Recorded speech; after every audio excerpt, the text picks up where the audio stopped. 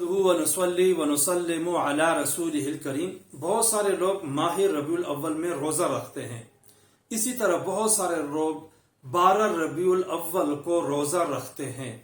اور اس روزے کو باعث فضیلت سمجھتے ہیں۔ بہت سارے لوگ اہتمام کرتے ہیں، ترغیبیں بھی دے رہے ہوتے ہیں، مگر قرآن و سنت کی روح سے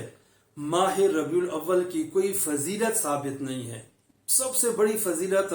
جو تکوینی طور پر ہے وہ تو یہ ہے کہ آپ صلی اللہ علیہ وسلم کی ولادت اس مہینے میں ہوئی ہے، لیکن اس کے علاوہ اور کوئی فضیلت ثابت نہیں ہے۔ چنانچہ اس مہینے میں کوئی روزہ رکھا جائے اس پہ اتنا ثواب ملتا ہو، یا 12 ربیع الاول کو روزہ رکھا جائے اس پہ ثواب ملتا ہو، الگ سے کوئی اس طرح کا کوئی ذکر موجود نہیں ہے۔ ربیع الاول کا مہینہ صفر، ربیع ثانی، جمادی الاولی، جمادی ثانیہ ان مہینوں کی طرح عام مہینہ ہے۔ اسی طرح 12 ربیع الاول کی جو تاریخ ہے یہ عام تاریخوں کی طرح ایک عام تاریخ ہے، لہٰذا نہ ربیع الاول کو روزہ رکھنا ثابت ہے اور نہ ہی 12 ربیع الاول کو روزہ ثابت ہے۔ البتہ یہ بات احادیث میں آتی ہے کہ اس صحیح ستہ کی بعض کتب میں یہ روایت منقول ہے کہ آپ صلی اللہ علیہ وسلم سوموار کو بھی روزہ رکھتے تھے اور جمعرات کو بھی رکھتے تھے، اور اس کی وجہ جمعرات کے روزے کی وجہ یہ بیان فرمائی کہ اس دن اعمال اللہ کے حضور پیش ہوتے ہیں،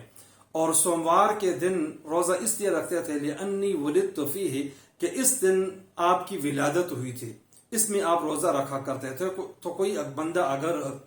سوموار کو روزہ رکھتا ہے اس نیت سے رکھتا ہے کہ آپ صلی اللہ علیہ وسلم نے رکھا ہے، یہ تو جائز ہے، لیکن اس روزے کا تعلق ہفتہ واری دنوں میں سے ایک دن کے ساتھ ہے، اس کا تعلق مہینے سے نہیں ہے، سال کے ساتھ نہیں ہے، لہٰذا 12 ربیع الاول کے ساتھ مختص کرنا یا ربیع الاول کے مہینے کے ساتھ روزے کو مختص کرنا یہ قطعاً جائز نہیں ہے، اور اس کا اگر اس طرح اہتمام کیا جائے، انتظام کیا جائے، ترغیبیں دی جائیں تو یہ روزہ نہ صرف ناجائز جائز نہیں رہے گا بلکہ بدعت بھی بن جائے گا۔